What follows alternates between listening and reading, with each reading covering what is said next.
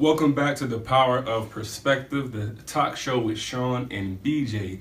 My name is Sean Francis Coleman. I'm BJ Tinch. And we are so happy for all of the viewers who continue to watch, to be back. And we're also happy for any viewers out there who are watching this show for the first time.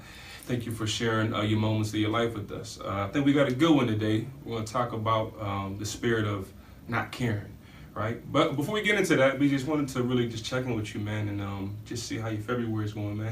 Happy Black History Month to you. Same to you, bro. I appreciate it. My month has actually been full of challenges due to the illnesses that's going around. I don't know if it's from a little one. She's in kindergarten, so I don't know if she's bringing stuff home to daddy. And I don't mean homework. I mean things like the stomach virus and the flu. Daddy still loves you. But it's been very challenging. Yeah, man. Like I always tell people, man, like the stomach virus is something that I don't wish on anybody. That's kind of like biological warfare sometimes, man. You know, you wanna go conquer an island, just send them all the stomach virus, man. You know, they'll be down. But did you go see Black Panther yet? I did.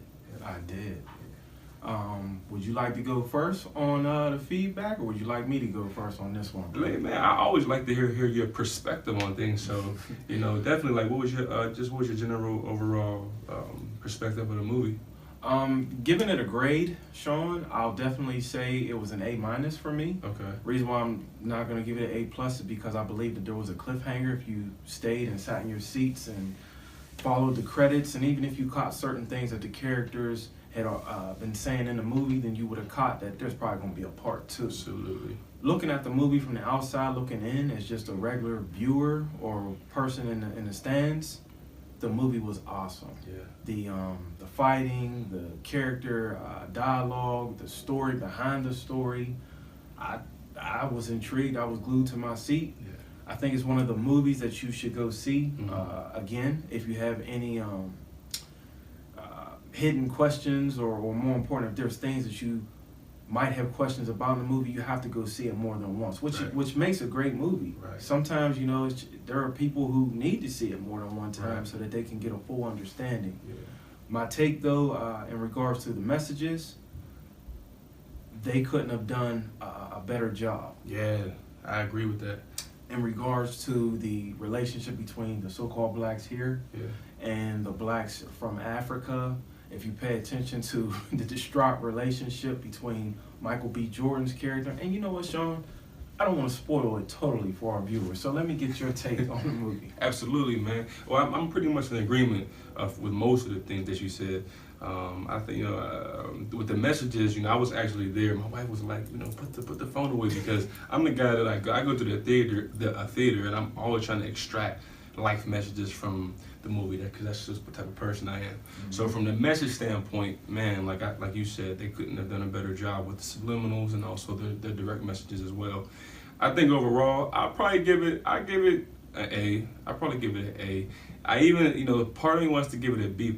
You know, I don't want to get caught up in you know, like just the Obama effect where all the black people just vote for it because he black. Like, it was a great movie, but I think that there was some elements of it where I was like, I kind of wanted this here and that there, and I felt like they could have did X, Y, and Z. But I go see it again.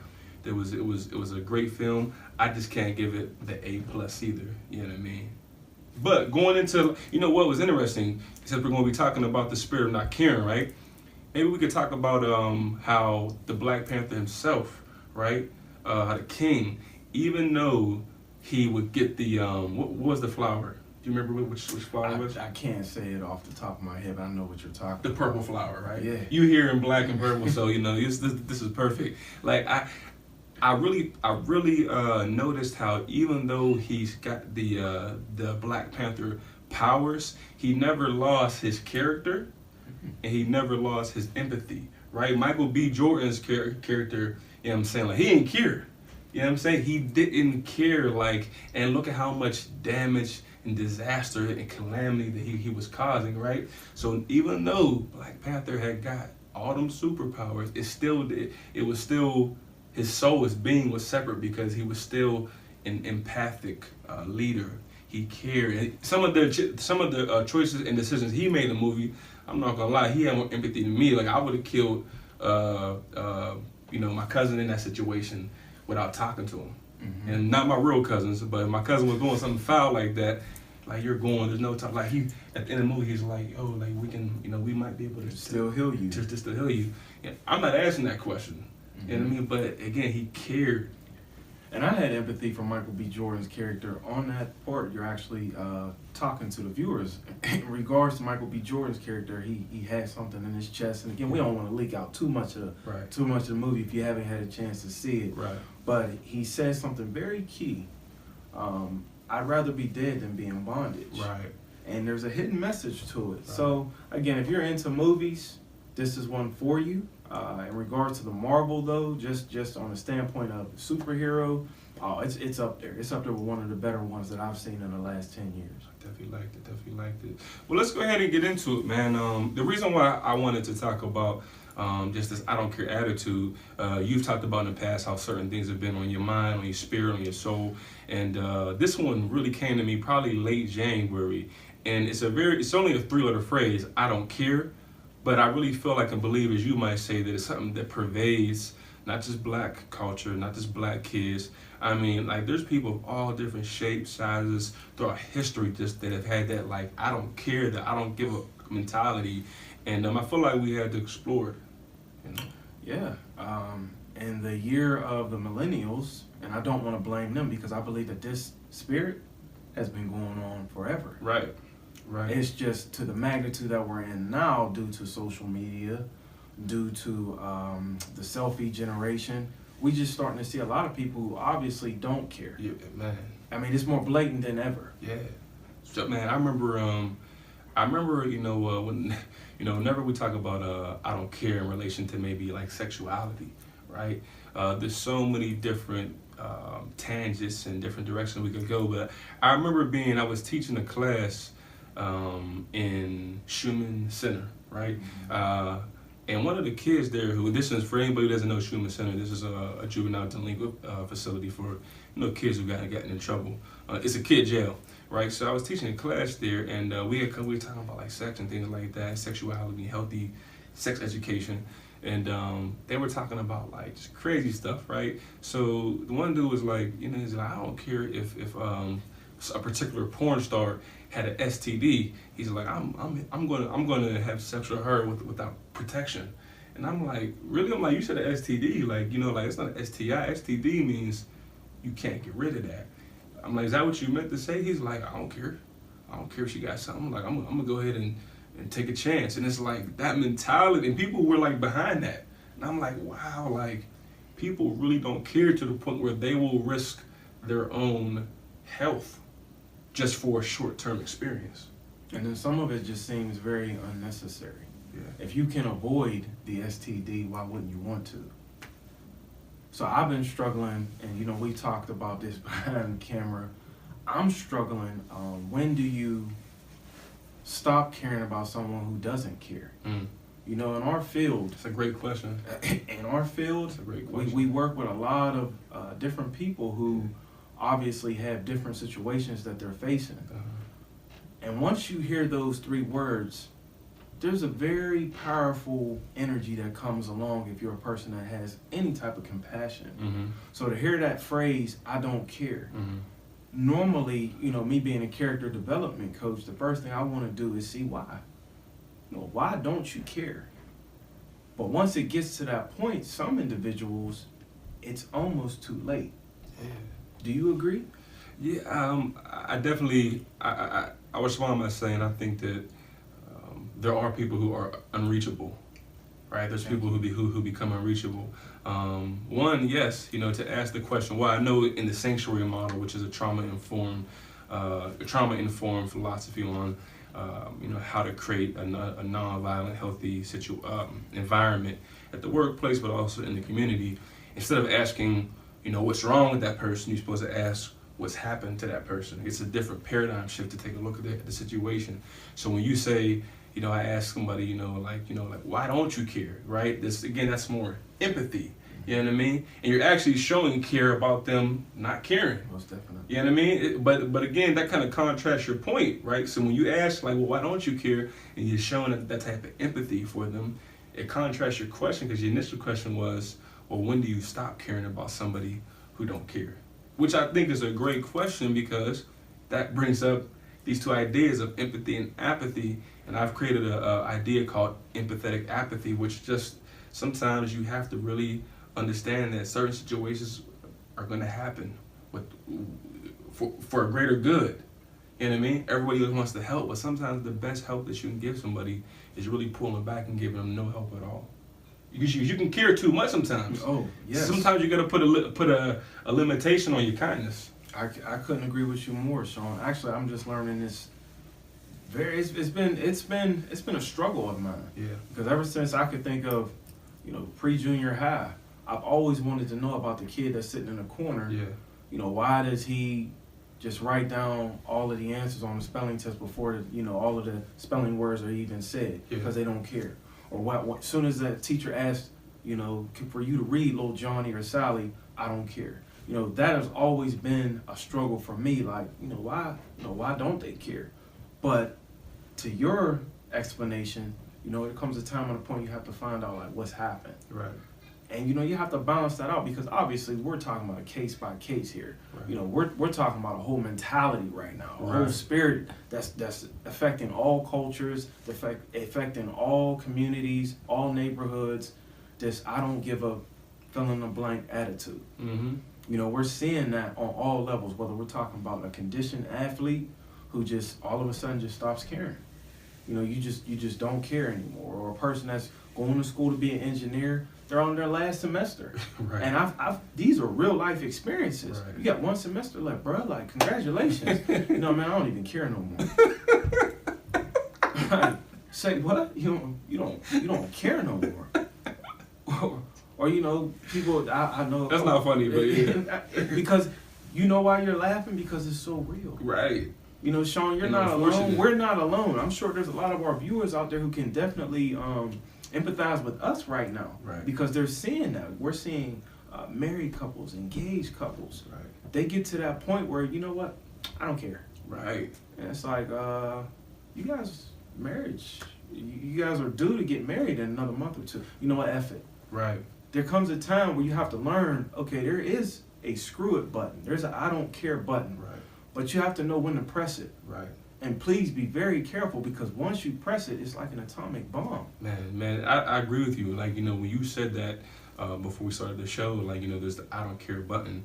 Sometimes it is needed. Like, sometimes, like, again, I always use the example, like, in athletics, like in sports, right? Whenever you're competing, like, empathetic apathy is something that happens in the sports world all the time. You cannot have too much compassion for your opponent if you want to win. If I'm with the ball running towards the end zone and somebody's in my way and I gotta hit them and their bones break, I'm not concerned about that in the moment. When at the immediate impact of that strike or the timing of that strike, there's complete loss of empathy. Mm-hmm. Really, there's a complete loss because there's a goal at hand. You know what I'm saying? So sometimes like that apathy is healthy. It's healthy. But again, like you said, there's a time and place for that type of energy. I had to have a conversation with somebody recently, a person that, I have some respect for. And I sometimes pick up on people's energies when they're around me. So I was getting frustrated with like our interactions, and I was getting to the point where I was going to stop caring. And I was going to start to react a certain type of way. Mm-hmm. So to your point, BJ, I think this is what you're saying is, and you're alluding to, is that like you have to be mindful of the dynamics that go into you even approaching that I don't care attitude. Because if you don't, then you're going to walk down that lane, and then you're going to get to the point where you say, I don't care. Yeah, and I can totally relate to that, because I know that there's a young woman that I've been working with her son in my previous employment. She had been trying to force him to want to be the best basketball player that she wanted him to be. And I specifically expressed this to her. If you want it more than your child, if you care more than him, then all could possibly be lost already. Right. You can't want it more than someone, because then it affects your body. And it affects, when I say the body, this comes back to previous shows. We're talking about all kinds of bodies. We're talking about your mental, we're talking about your physical, we're talking about your spiritual. You can't want it more than that person. Right. It's got to be proportioned. Right.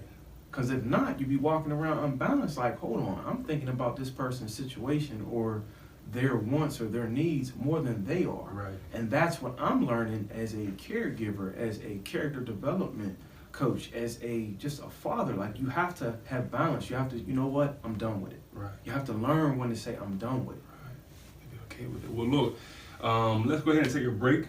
And then whenever we get back, we'll go into some more depths of this I don't care mentality. Please don't go anywhere, and we'll be right back after these messages.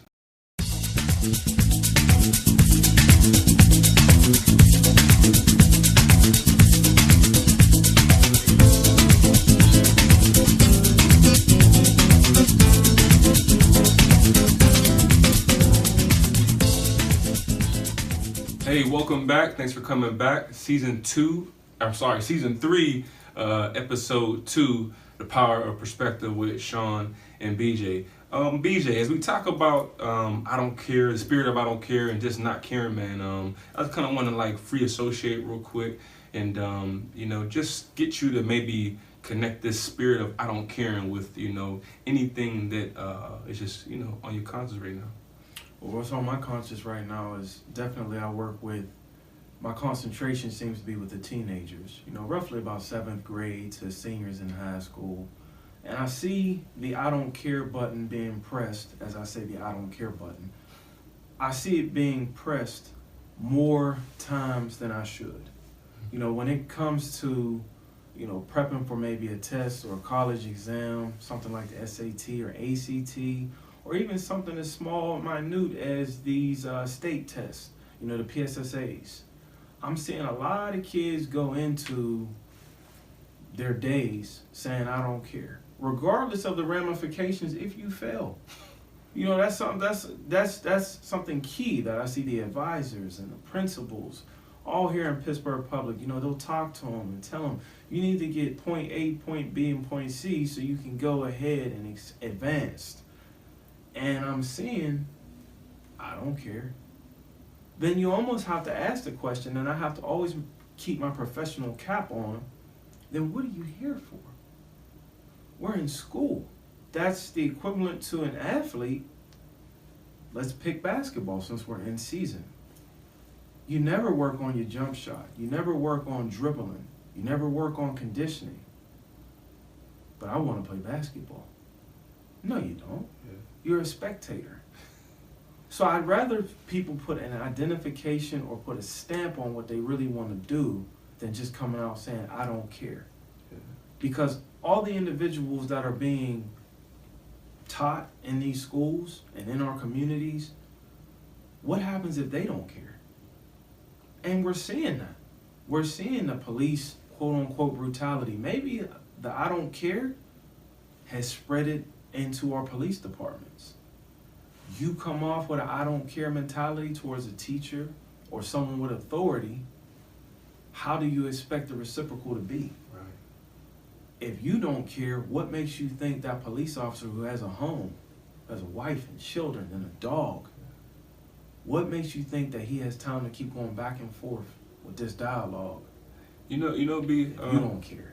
I think I thought of 3 things as I hear you speak, and 2 of them I agree with probably strongly. The last one, I see it from a flip perspective, so I disagree, but I agree with the flip perspective.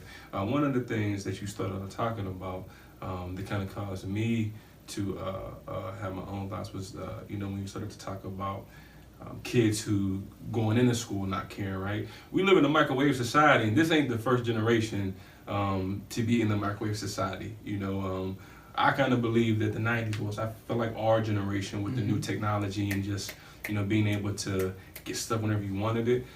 Kids have such a low tolerance and ability to sustain their attention, and their attention span is so low that when you start, like, they can't see the light at the end of the tunnel. So when you have a teacher saying, look, you got to do A, B, C, D, E, and F, they're like, oh, no, I can't do that. I can't do that. So I think that starts to develop into the I don't care mentality. And then you got like 8, 9, 10 of your peers around you like, yeah, I can't do that either. So now so much wrong is being done that everybody think is right. You know what I mean? And then also, you talk about the sports. That was an excellent point, man, because I know a couple people, a couple kids, and a couple professionals who claim that they love what they do, but they don't put in the same effort. So it's like they're making themselves believe that they care, but really they don't care. Say what you want to about Kobe Bryant. That man, has taught me from a distance. He cared about the game of basketball. You know what I'm saying? Yeah, he might ruffle your feathers a little bit, but like he puts in work. You can tell he cares. There should be no guessing regarding if you care about your craft. I should be able to look at you, do your craft, be like, yo, he cares. Even if you dislike some parts of it. To your last point, when you bring up the police, would you say? I think you had said that. Say it again. You had said the police, I feel like the I don't care culture has definitely spread into the police department. Right. And some of our viewers might be looking like, am I pro police? No, I'm not pro anything. Yeah. I'm pro truth. Yeah. I'm seeing a chaotic situation. Yeah. Too many times where both male and female go back and forth as if they don't care about the ramifications. Yeah. You know this man has a livelihood. Yeah. And you know he has a duty. Yeah. And to a certain degree right now, they're not being sprayed in a positive light, in a positive color, So if you go back and forth with them knowing that you already have this pre-notion that this is going to end well, then obviously you don't care. So how can you expect him to care when he's on salary to do a job? Yeah, see, I actually disagree with that. You know what I mean? I see it from the flip perspective. I can respect that. And I think that it's easier for a lot of us to accept that versus in this Black History Month and I know Black Panthers out. I'm not trying to be the Black Panther from the '70s. No disrespect, but that was I'm definitely in agreement with their strength and their power and what they meant to do. But I'm just making light of it because I'm not trying to disrespect anybody else. But to like take on some of their spirit. The Black Panther spirit, man. I actually don't think that the I don't care attitude was spread necessarily to like the police department or to the world as much as if you look back in history, if you regress, people really didn't care about us. They ain't care. You understand? Definitely right. They ain't care. And the police department was really an extension of a racist paradigm. So I think what you're saying has some good credibility, but I also think that some of the ways that Black people are, low socioeconomic people are, because they've been the ones that have had the I don't care attitude spread into their psyche, and they stopped caring about themselves. I agree. I mean, there's two ways of looking at it. And you know what, Sean? As you were breaking down that piece, I was just sitting there thinking that each and every individual, whether you're a police officer or whether you're a pedestrian in the street, you have to look at where this I don't care mentality is coming from. Is it a vanity thing? Is it a lack of restraint? Is it an overfed society of just peer pressure? Mm-hmm. You see everybody else who doesn't care, rock out, do what thou wilt, or, YOLO, you only live once. If you keep hearing repetition of right. that, is that, right. There's so many different reasons for this topic. I said it off the air. This is such a broad topic. This might be part 1. Right. It can go into part 2, part 3, all the way to part infinity. Yeah, real because I don't care seems to be the biggest answer for me with dealing with clients. Mm-hmm. And when I say dealing with clients, I normally mean the teenage demographics. Mm-hmm. They get to a point where they don't care. So I didn't mean to touch on the police part in regards to that, saying that they have a reason. I'm just saying that it's all part of the same energy where after a while you can't expect this person to care about you when you don't care about yourself. And I know that sounds cliche, but that should be taught again. These are things that I believe that should be taught in the home. Mm-hmm. What do you care about? Right. Dude, that's such a, we're not limiting this to teenagers either. I mean, because really, as you said to me in the past, you heard people say that, sometimes people in their 30s and 40s now are nothing different, not much different than their kids, the teenagers. And you got parents today, man. You got parents that don't care. Like parenting today is in a weird place, man. Like I've heard Dr. Boyce Watkins, who's a finance guy, talk about putting money away for your kids. I heard Floyd Mayweather Jr. say, look, him and his his kids are rich now. He's working on his kids' upbringing. Kids he's never going to see, right? Mm-hmm. Now think about that mentality. Like, he cares about kids from maybe the sixth generation after him that he can never see. You got people today that don't care about their own kids that live in their house. Because he's a three-dimensional thinker, and I encourage our viewers to start to try to think on that level. Start to think about not just yourself. Again, that's somewhat where I believe the I don't care mentality is coming from. Mm-hmm. You're only really thinking about yourself. If you just think about how this could affect your grandmother, mm-hmm. how this could affect any of your loved ones, yeah. or a person that's working with you on a day-to-day basis, and you come off and you say, I don't care, then you basically have just said that everyone around your circle ain't crap. That's how I look at it. You know, like, okay, no one in your circle. And normally, when you keep chipping away at whatever the issue is, maybe something had happened, I guarantee you they normally take that cap off and they say, okay, I see your point. Or they may come off and say, you know what, maybe you're right. Maybe I shouldn't have said it that way. What I meant to say is, I don't care about this issue. Mm-hmm. I don't care about that issue. Be more specific. But they're more specific. Yeah. They're not just going to say, I don't care. Because when you just say, I don't care, you are putting a red flag. And to my knowledge, it's a challenge for a person like me. Like, oh, they care about something. Normally, you know, it's like back in the day when we were in middle school and we were trying to get to know a woman, or a young woman, excuse me, that whole, you know, like, I don't like him. Oh, yeah, she likes me. It's almost the same effect. Like, man, I don't care. Yeah, you care about something, but something must have happened. Yeah, I could dig it, man. Sometimes I don't even get that deep, dude. Sometimes if I believe, or excuse me, that's my point. If somebody say, I don't care, and I really look in your eyes and say you don't care, I'm going to believe you, mm-hmm. for my own safety. You know what I'm saying? Like you say, like that I don't care attitude, man. Like the blog that we'll have attached to this video, you can look within the description of the video. I talk about how I, in my youth, you know, just had this mentality that was like, I ain't care, man. Even now sometimes, like, you know, even me being 32 years old, being a therapist, author, whatever you want to say, I can still get to a point if I'm taking there where, like, I see black, man, like, and I can go off. It's not going to come off in the same way then, but, man, like, just, I was a danger to be around, man. Some of my own friends, my own family, they would throw parties and they would tell, like, remember my one boy, my best friend, his older cousin threw a party and was like, hey, just make sure you don't bring Sean to the party. Oh, yeah. I'm in that same club. I know you are. I'm in that same club. I know you are. We get the invite like, oh, what's up, man? You know, ain't nobody tell me. Everybody just happened to go to a YMCA that night or go swimming. Man, there was a party at such and such's house. Why didn't you invite me? Cut the games. I know exactly what you want. But it comes from that. Right. But it's, you know what? Because it's dangerous, dude. It can be very dangerous. We talked about, I know you a 90s guy. I know you remember Tales from the Hood, Crazy K. Oh, yeah. You know what I mean? And that scene I've been thinking about that scene for like 4, 5, 6 years. I'm like, how can I use this scene in something? I finally created a blog to do it.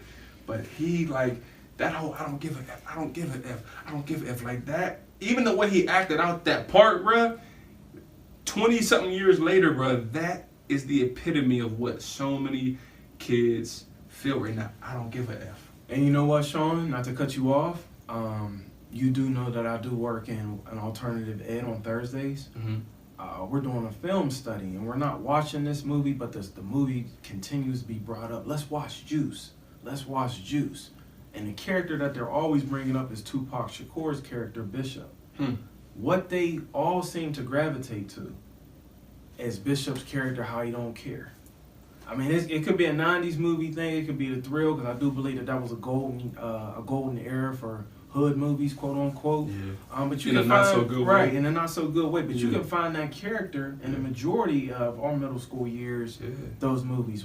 Or we could be talking about Lorenz Tate's character, O-Dog. Yeah. His introduction in the movie was America's worst nightmare. He didn't give a F. Right. And in Tupac's dialogue, where he's talking to Quincy at the locker, you know, the last time you said that, I was kind of tripping, right? But you're right. I don't care. Yeah. I don't give a F about Still, which was another character. I don't give a F about Raheem, and I don't give a F about this person. Right. Then notice he says, Right. I don't give a F about myself. There it is.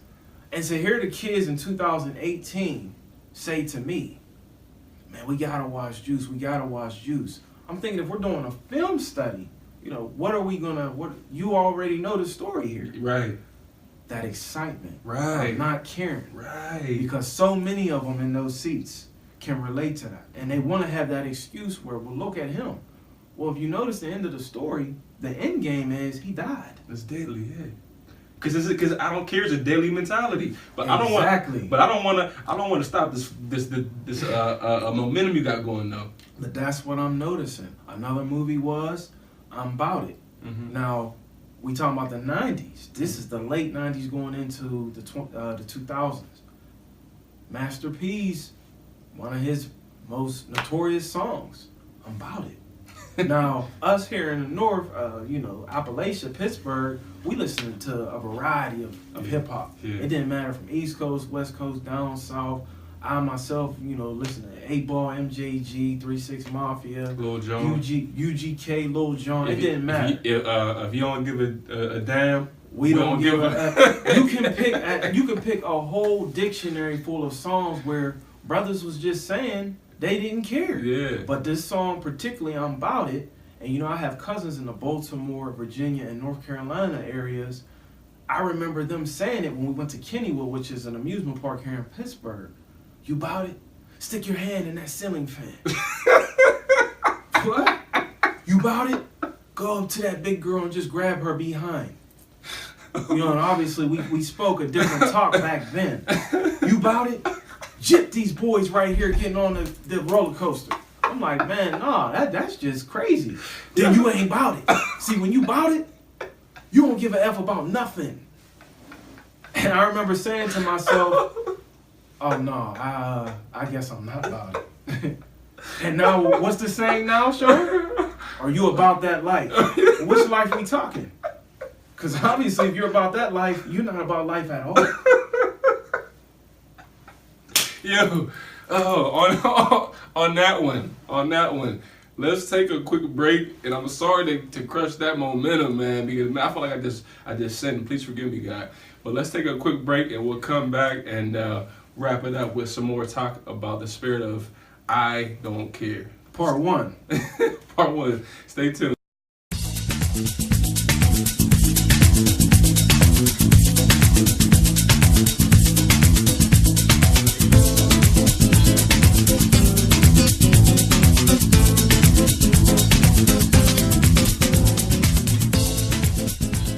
Welcome back to the Power of Perspective, Season 3, Episode 2. With Sean and BJ, man, I'm sorry, BJ just, BJ is his energy right now. He's on that astral plane right now, and if I touch him, I gotta be ready to go to go there with him. But BJ, can you I want to just give you the space again, just continue that energy with what you was talking about, because it was so enlightening. Before we went on a break, or actually while we was doing a break, I had talked about central location for this I don't care mentality, this culture, this spirit that's going on in the whole world, I believe. Like, it's not just here in America. You can look at the UK, Africa, Jamaica. There's an I don't care spirit that's going around. Some people might call it, demonic, or, they might fill in the blank. But it's definitely prevalent to what's going on in our world, in our society. I had said to Sean, you have to find that central location for, people who don't care. And I myself struggle with working with individuals. I shouldn't say I struggle with them, but I myself can't always relate, because one of the things that I think I will always come back to for my central location is pride. And I know a lot of people frown on pride. They look at pride and say, you have too much pride. Well, I do believe that pride also has a button. You got to learn and know when to press that button, like, okay, I got pride now. Right. You just ain't going to walk over me. You just Right. ain't going to disrespect me like that. Excellent point. There comes a time and point where you're dealing with individuals, whether it's a relationship status or, just a friend or a peer. Once a person just keeps showing you who they are and they keep saying that they don't care, that energy has to be matched, I believe, with pride. Because if you have any little bit of pride to you. I'm not talking about a huge King Kong version of pride. I'm just talking about something just as normal as this man in front of the camera right now. You have any type of pride in you, then you're going to combat a person that possibly doesn't care. Mm-hmm. And your natural interpersonal dialogue with that person could be something like, if you did care, then obviously you have some pride, or vice versa. Obviously you don't have any pride because you don't care. Right. And that's very touching and sensitive when it comes to, you know, like I have a passion for working with young athletes. Mm-hmm. And once we get to that point where, you know, we're tired, we're fatigued, and they just, oh man, I don't care, we're done. Then you have to press that pride button. Right. Yeah, well, I figured you would give up because you ain't got no pride. You know?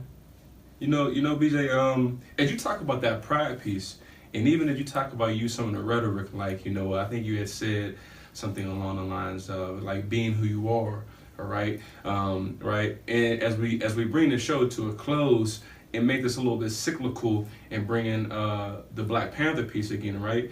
I want to tie it to that because, again, the protagonist, which was Black Panther, and the antagonist, which was Michael B.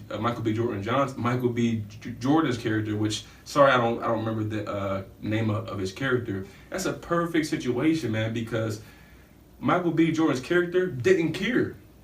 There was no pride. He had a false sense of pride, but he was really caught up in his own demonic energy and the demons that he was dealing with, but he really didn't care. The things that he was doing, destroying that garden, you know, killing innocent people, his own people, he said, he didn't care. And Black Panther, right? The illest thing, the most dope thing about Black Panther to me was that he was an alpha male, he was the king, he was the leader. He had the ability to do a lot of dark stuff, which some he did for greater good, but he had compassion.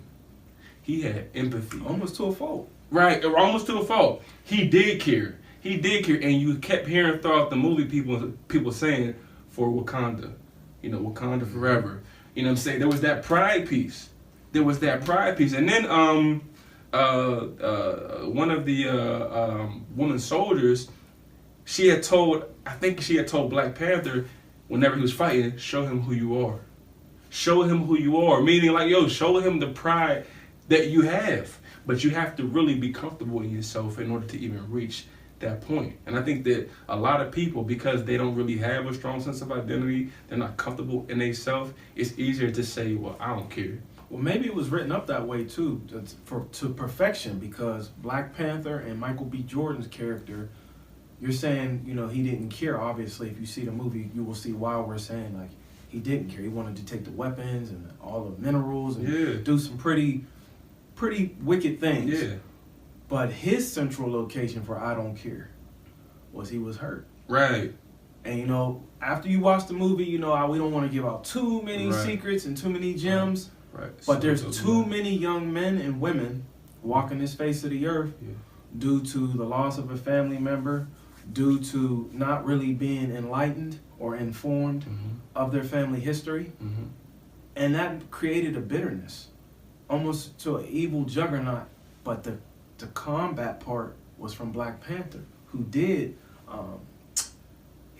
show empathy, who did display affection, even after he found out that this villain, who was labeled a villain in the movie, is family. Yeah. So I couldn't agree with you more. But it comes back to that combat. When you're dealing with someone who doesn't care, to me, mine's is pride. Someone else's might be empathy. Yeah. Someone else might actually have the perfect mirror for someone who doesn't care. Yeah. You know what? I don't care either. Yeah.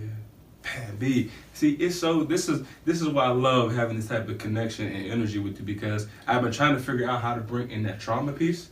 And when you said a lot of people don't care because it's based off of hurt, man, you gave me a great window to talk about that, because I wanted to say during the first part of the show is that, you know, as we look in depth about why some people don't care, even though it is pervasive within the world, there's also a systemic element to it, to where there's some trauma. You know, I always talk about 50 Cent, not because I'm just so, you know, obsessed with, you know, the 50 Cent's career and everything like that, but him, you know, for an 8-year-old boy, I think his mom got murdered at age 8. An 8-year-old boy who's highly smart, 50 Cent appears to have a very high IQ, right? If your mom, who's the only really person in your life who has unconditional love for you, that person gets murdered, you don't know why, she just don't come home, you don't know who your dad is, you don't think that you're going to be a little mad at the world? You're going to be a little bit mad. Yeah. So there's like, one of the reasons, one of the huge reasons why people don't care is because they've been hurt. And as they say, hurt people hurt people.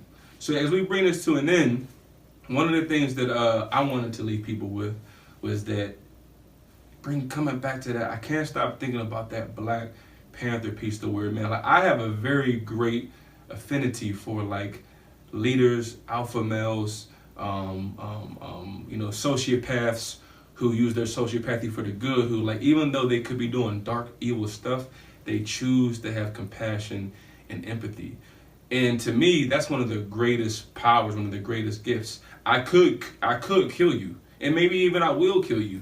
You know what I mean? But you know what? Like, I'm not going to lose my integrity, my character. If I do kill you, it's going to be because that's what's needed. I'm not afraid to show the fact that I do care. Mm-hmm. And I want to leave that, I do believe that this is probably part one. And if we don't continue it, I guarantee you somewhere down the line, we will have another I Don't Care part two. Absolutely. Because it's such a broad topic. Such a broad topic. I want to leave our viewers with this. I'm looking at it as the Christian philosophy. It's a lifestyle. And I see the same thing with this I don't care spirit. After a while, it's a lifestyle. So if you find yourself around individuals, maybe it's a loved one, maybe it's your spouse, where they just continue to display I don't care, you have to find that central location, that base, so you can combat it, similar to this Black Panther film. Mm-hmm. So that's how I want to leave our viewers. Just something to think about. Absolutely, absolutely. There's power in caring. Sometimes there is definitely a benefit to not caring, and there's an element where that's healthy. But BJ is a very strong, powerful man. But like that Black Panther superhero energy. But we all, like, we got compassion. You know what I'm saying? We got empathy. We know how to. We've been in environments where we've had the I don't care attitude. But when you're able to transcend that, and you're comfortable with, like, showing your vulnerabilities at times and showing that you care. Like, to me, that's an ultimate person. That's true strength. Yes. So like you said, man, this could be part one of 2 million pieces. Want to thank you all for just giving us some of your time. Definitely thank you for sharing moments of your life with us. Please remember that BJ has his character development coaching services. He's an incredible person to just be around and talk to. A lot of people know that they need help with their character, but they don't care because they think that they have time and they keep putting it off. A lot of people know that they need therapy, but they don't care because there's these other things in place. Start to care about yourself. Self-care. Give us a call. Maybe if you know somebody and you're in another city, we do Skype coaching, but start to care about yourself, because the more that you care about yourself, the more that energy will be pervasive to other people. So with that said, I want to say expand your perspective. This is Sean. I'm BJ. And this is the power of perspective. Take care. Peace.